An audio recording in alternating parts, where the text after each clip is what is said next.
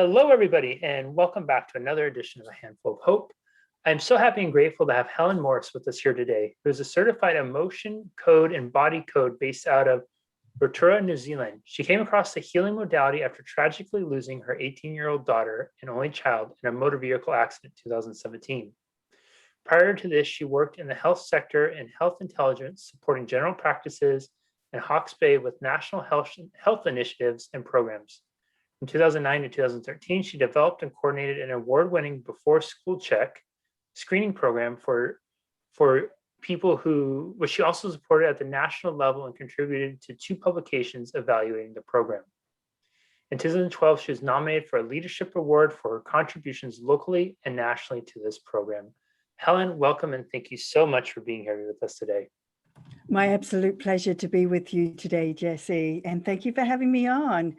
Yes, and that seems such a lifetime ago when you read out my bio of where I was and where I am now. Yeah, and before we dive into that, Helen, I think it might be just worth noting the time of this recording is May 26, 2021 for me in the United States, and for you it's May 27th over in New Zealand. And Helen and I started this conversation before we recorded, both of us talking about how we saw the supermoon and the eclipse, and I think that is such an extraordinary piece of humanity. So often our national narratives are talking about the differences and how unlike we all are and how different everybody is. But I think those celestial moments like that, to say that we're literally on opposite sides of the world, but we're both having a similar and same experience, it reminds us just how uniquely human each of us are and how deeply connected humanity is. And I don't know, I don't want to get off on a tangent with it, but I appreciate you sharing that. It was wonderful to have been able to share the eclipse with you, Helen. Yeah, I like that take on that, Jesse, because, it's exactly as you say. We can be on the other sides of the world and still be very connected, through common things we share. And it just happened to be the supermoon last night. So that's a really good thing. Yeah. And one of the other things I think humans share and is love, but also loss. And loss is one of those topics that I don't know how it is in New Zealand, but in the United States, we're still doing a pretty horrific job of talking about it, having conversations about it. And in lieu of that, we end up having a lot of medication around it or folks suffering in silence. And so I'll let you start maybe with there and just talk about, where you were before your loss and then the loss that happened for you. Yeah. So I was a single parent with this amazing, beautiful, zany, sassy, feisty 18-year-old. And honestly, right from day one, she just brought so much to my life, whether it was frustration at times or just pure, absolute joy and love. And she was like that, right through the 18 years that we shared together. And we had a tight bond. We were truly close, because I feel that, as much as I was her mother, I learned so much from her. She often thought she was a parent, so I had to keep reminding her, no, actually, I'm the parent. But, like, she gave me so many opportunities to learn and grow from and to become a better parent and a better mother. And so I was so, so grateful for all of these, because back in 2017, on March the 15th, gosh, I had the unimaginable happen. And that was my daughter being in a car accident and dying instantly in that accident. And so that, immediately changed my whole world. And, on some level, I think I always, look, I don't think I knew it was going to happen, but I used to have the strangest reaction to teenagers, hearing about teenagers being killed in car accidents, more so than anything else. And I used to think, oh man, I cannot even imagine how you would cope with, losing your teenager. And then here I was in that exact same situation, having lost my beautiful girl. So the good thing about it was that I actually knew the accident had happened. She came to me, she let me know. And it was the most bizarre situation, because I'd never experienced anything like this. I just knew. I remember looking at the clock and knowing I had to go and find her. But we had only just moved house the weekend before, and I really didn't know which way she was going to be coming home. So I didn't know which way to go and look for her. So I, was calling her phone, calling her friend. Her friend I knew had the location of Tal's phone. So Tal is my daughter. Tal's phone on her phone, and she was busy. I couldn't get through to her, so I left her a message and I cried. And if you know me, I don't really cry, at the drop of a hat. And then I ended up phoning the police again, out of the ordinary. And as I was talking to them, Tal's friend came through with the location of her phone, and I didn't have my glasses on and I couldn't read the little tiny font. And, so I was frantically trying to find my glasses. And then it said it was in Fondon Road, which is, about halfway between where, we were living and where she was at the time. And so the police sort of put me on hold and said, yes, they could confirm there was an accident, and just to say where I was because they'd closed the road off, but they wouldn't give me any more information. So then I phoned the hospital and Googled, and good old Google within the hour had the headline of fatality between a truck and a car on Fondon Road. So didn't take a rocket scientist to know who the fatality was going to be. So that was my gorgeous girl. So mixed feelings because, heartbreaking that I had lost her. Absolutely the worst imaginable thing ever. But how grateful was I that she connected with me straight away, and we still have a strong connection. Helen, thank you so much for sharing that. And I'm wondering if we can explore something you mentioned there, because I've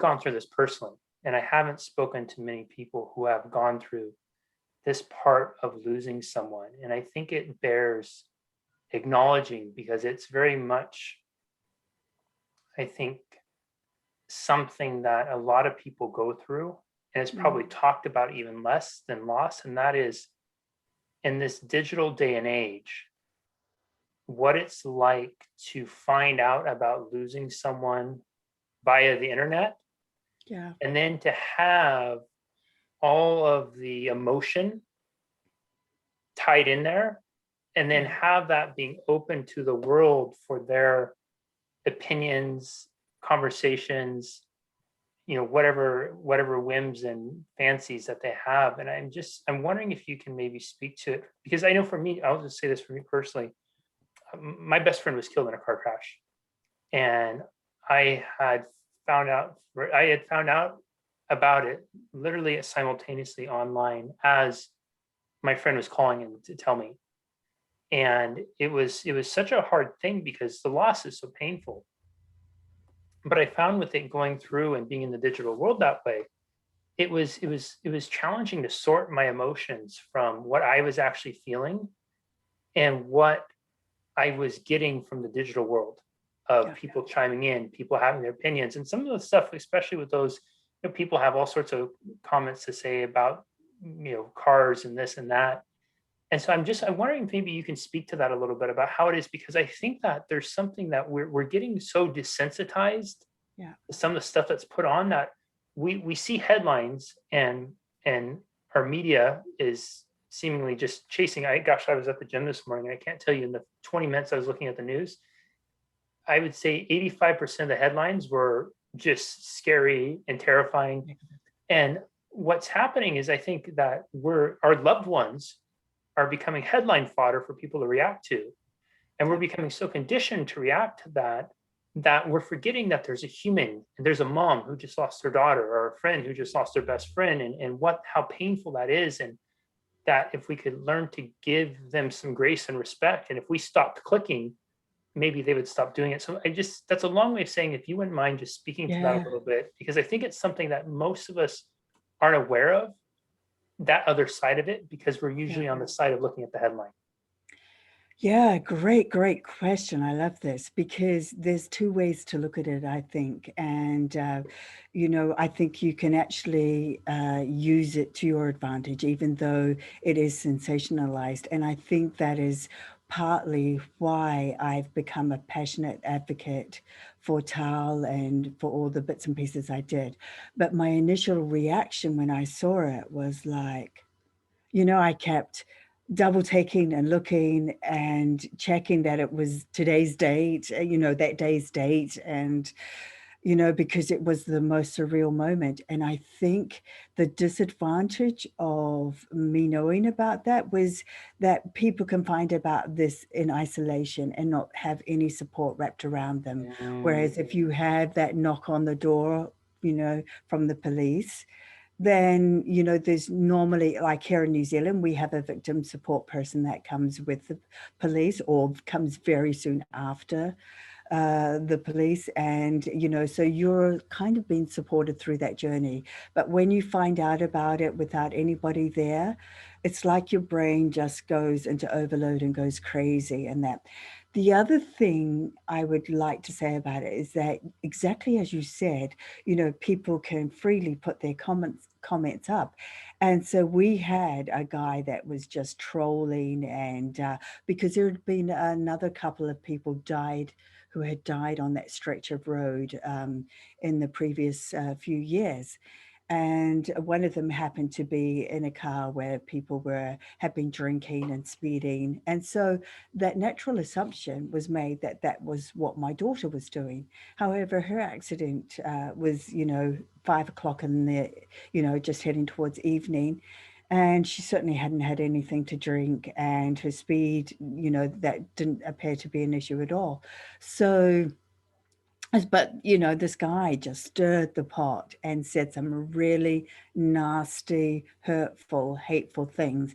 And the thing that at first I wanted to react and defend my baby and defend my girl and say, that's not who she is. But then I realized that that is exactly what he wanted. He wanted that feedback. He wanted people to challenge so he could keep going. So it took a lot of grace and dignity and willpower yeah. not to fall into that trap, not to play a slinging match on social media and trying to defend. Because do you know what? These people will think what they will think without any evidence to back it up. And there's very, very little you can do about that. So sometimes you just have to be the bigger person and just say, actually, that's negative energy. I don't need that in my life. So, I'm not going to give them the time of the day, and move on from that. And I think very much that is what I try to do with social media. I try to use it in my favor and to share my story as I saw it, when I knew they were going to do a headline. Like here, as soon as a coroner's report comes out, you can guarantee you're going to hit the papers again, you're going to hit the headline again. So I preempted that and sort of developed a relationship with a local reporter here who I knew was going to follow it up. And so I participated in that so that I could get my views across and not them just report on how they saw it. That's hard though. That's really Yeah, tough to how do. did you have the presence of mind to do that and be able Oh, to, what was there something you were focusing on? Was there something that you were that was helping guide you to that? Because I think yeah. that's such a, I find that when we're in the throes of everything, it's often the absence of the presence of mind to be able to make decisions like that that ends up causing and compounding the spiral more of it, because then people are just gonna, they react and go with whatever's their fancy at that time. Yeah, absolutely. So as I mentioned, like having that very strong feeling of knowing that my daughter had been in that accident and had died, she's very, very much with me and guiding me in that. And I think having that experience right from the outset enabled me to make a different choice about how I was going to grieve, because on some Mm, level, I knew that there was something bigger at play here. Okay. That yeah. this was not just random, that, and so Yeah. I made a decision that I was going to honor her life, that it wasn't going to be in vain, that, I needed to maybe tell her story, share her story to help others. And so I made that my focus. And that helped me. I just practiced gratitude a lot in those early days. Whenever I started to go into a deep, you know, um, area, when the darkness came over me, I used to just flip it and go, okay, what am I grateful for? And I would just start writing down what I was grateful for or thinking about it. And automatically that would change the way I felt. So I was still experiencing that massive heartache, but I was able to deal with it in a way where I was functioning. The other thing, too, that I was very, very aware of was that Tal was very well known in the area that we lived in. She was a wonderful athlete, and she was just had that personality that attracted people to her, and Yeah. she knew people from all over the place. And so I was really mindful that this was an 18-year-old who had many friends who were also that age. And so I really felt a need to try and support them as well, to help them get through it. Mm, So I distracted myself, I think, by helping all these others, helping her friends and that. And then I made it a mission. Like, there just happened to be a submission that was up for the lowering of speeds on certain roads in our area, and Fondon Road was one of those roads. So I made it a mission to put in a really powerful submission for that. And we were going against the odds because the road speed had been lowered and then it had been put back up again. So I was going against the grain with a few others trying to get it back down again. But wow. we succeeded. So I think having different areas to focus on stopped me from just going and staying in, that dark place, and that, because it is, to lose a child is like nothing else. It sounds like too that you and her friends really formed this community and Yeah. came together with it, which speaks to so much of I think what's essential in the healing process is opening your heart and allowing yourself to be around. There was a study that I heard about recently, and this was done with widows, and they had lost their husbands or their partners at different junctures at different times. But what they were curious about was the power and effect of community and sharing of story. Yeah. And they had two groups, and one group was a group that during their journey after the loss, they were proactively sharing their story, then also mentoring other widows through their journey, sharing stories, helping them, guiding them, supporting, having some community piece.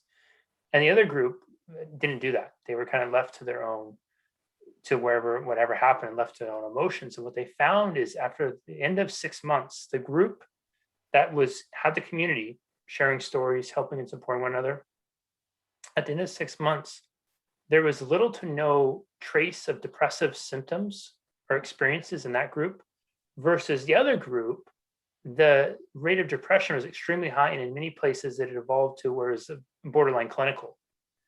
And it goes to that power of it, because I think when we're in the midst of it, the emotion is so intense and it's so unlike anything else we've experienced before, that one of the narratives that can start going through our head is, I'm all alone, nobody can understand what it feels like, nobody gets what I'm going through, nobody else is feeling how I feel.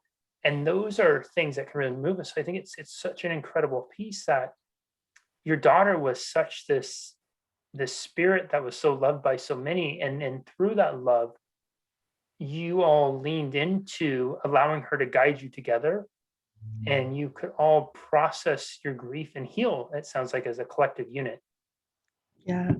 Yes, and I think you have to make a conscious effort to do this because, like, what we were talking about right in the beginning is that, you know, you can make a decision to, use drugs and, medications and things to, numb yourself and dull yourself. And I chose not to do that. I had access to that, but I chose to talk about my girl. I was not going to let her go without me really honoring her. And like she was my only child. She is, so now I don't have her. So I could not speak about her because she was so much a part of my life for 18 years. Mm, And so I I just took the attitude, and rightly or wrongly, that it was other people's problems if they didn't want to hear about her.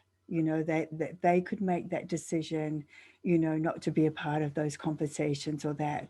But actually, it helped others talk about her as well.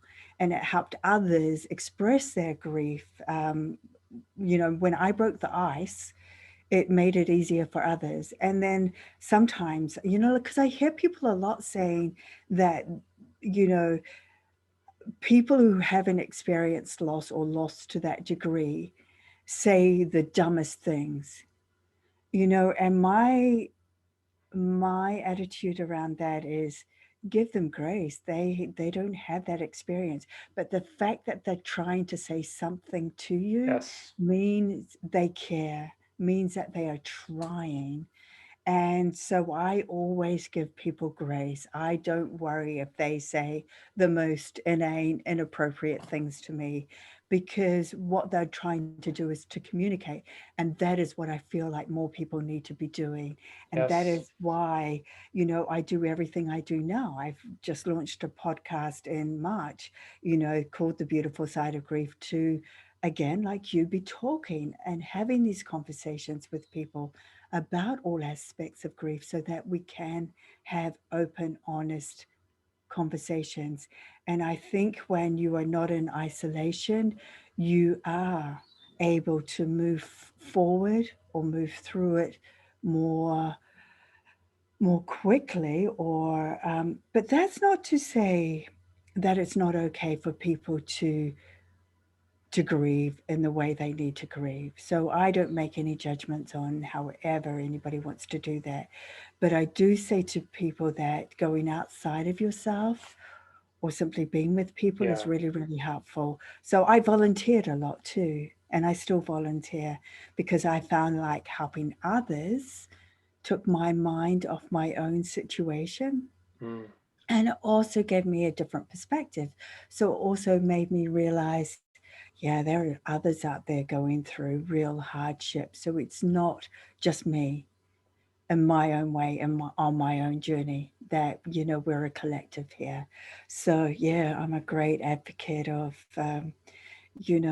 find your tribe, find your people that you feel safe and secure with, that you can talk to about anything relating to what happened. Because for me, I'm a jigsaw person, so I need all the pieces to fit. So there is nothing off limits to me, so but yeah, I had a well-meaning, sister trying to protect me because she was going, oh no, we don't think Helen needs to know about that.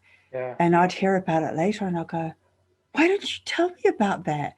And, because that's how I process. So by having all the pieces together, it helped me make sense. And I'll give you an example of that.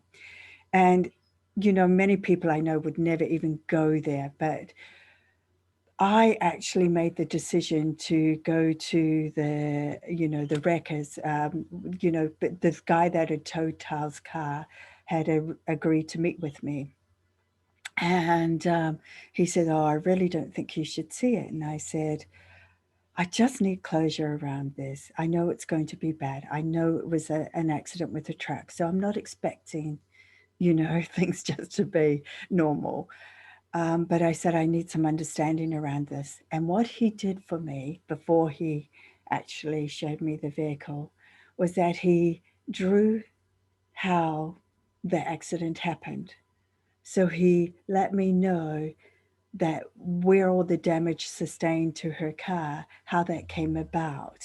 And so what that helped me do is it helped me realize that she'd actually flipped her, well, like she'd gone into a spin.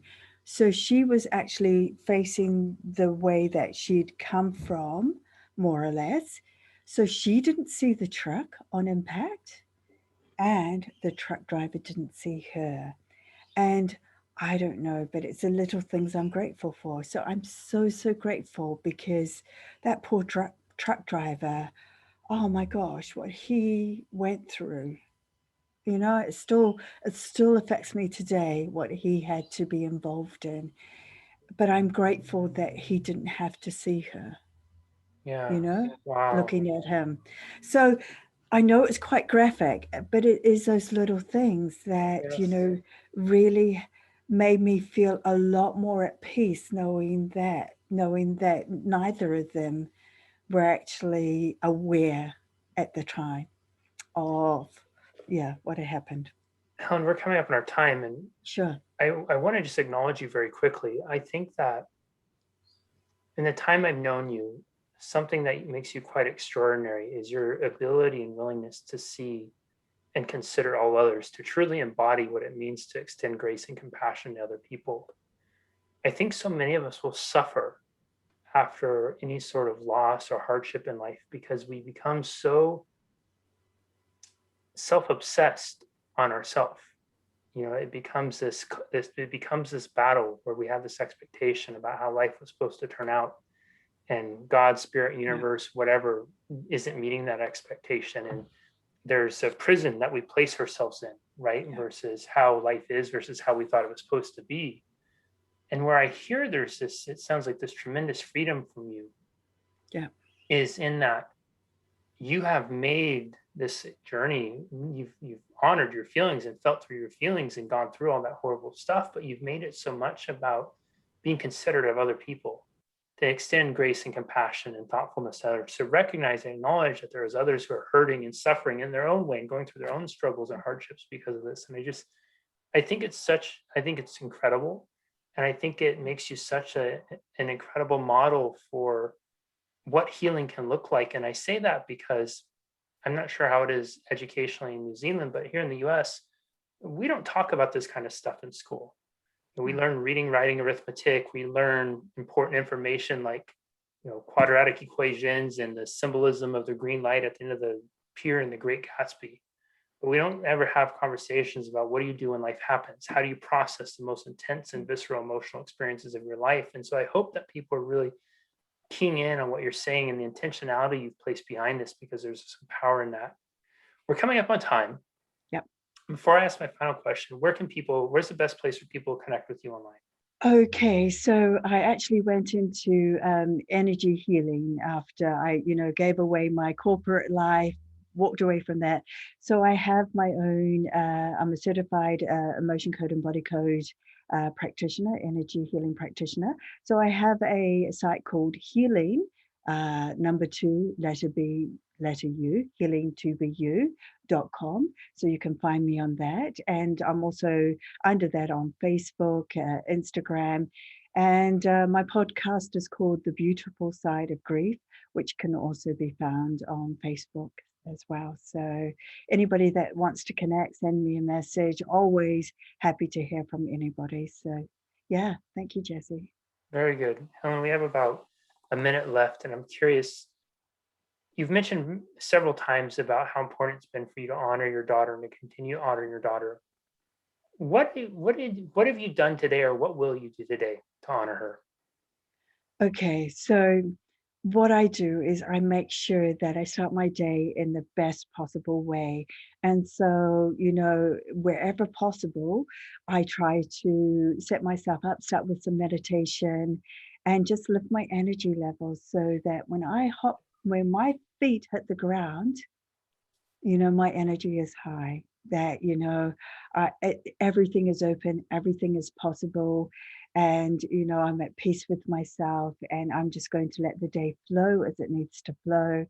And yeah, just get into it. So you know, and I just remember her. I remember the joy and the happiness that I got from her, rather than the sorrow and the heartache. You know, she had the biggest, best smile. And so I've got a picture board that I look at as soon as I wake up, and it's just all these photos of her being crazy, but most of all with this big, beautiful smile. And, you know, I didn't have a lifetime with her, but I had a beautiful 18 years, and I'm grateful for that every single day. Everyone, my goodness, is this one you're going to want to rewatch and re-listen to? Helen has such an incredible story. And the story is not just hers, but it's really her daughter's, it's her communities, it's her daughter's friends, it's her family. It really is a story, I think, unlike most others that we hear when we're dealing with a tragic and unexpected loss. It's a story of people coming together, lifting each other up, supporting one another. It's a story of grace and compassion, the power of gratitude and laughter and love, and the power of what it really truly means to honor the loved ones we lost. You know, I often tell people that one of the reasons we struggle so much after loss is because we stop being who we were when that person was alive. We shut down the love, we allow the grief to darken our light, we focus more on guilt instead of giving, and so many other things. In so doing, it makes this emotional disconnect from those we've lost. And where I hear in spending this time with Helen is that it sounds like she has done the exact opposite, but opened her heart even wider to continue to allow the love and magnificence of her daughter to flow through her. And then also the community at large and the friends and others who were so deeply touched by her daughter's 18 years in the physical existence and the time beyond as they move forward and honor and live their lives in honor of her. There's some great wisdom and tidbits here for healing and guiding oneself through grief, about the importance of forming a community, about the importance of giving others grace and compassion, about the importance of starting with the gratitude practice and being intentional about how you begin your day. Even in the throes of a hardship and the heartbreak, we can still have that intentionality. We can still make a choice of what we're going to do when our feet hit the floor. And even if it's in that one moment, that one moment is the only moment we take ownership of for that day. It's a moment that we have a win, and it's a moment that we plant a seed of life beyond loss, meaning a seed that life can be happy. It can be full of love, that it's not the closing of a book, but it's a turning of a new chapter. And it's a chapter that you and how you choose to live and how you choose to honor will be written by whatever choice you end up making. Helen, this has been such a gift to share this time with you today. Thank you so much for sharing with such an open heart, sharing your daughter with us, sharing your journey. This has been deeply inspiring to me, and I thank you so much. Jesse, such beautiful words, and I thank you for the opportunity to be with you. Absolutely. We will see you next time, everybody, on another edition of A Handful of Hope. Bye-bye.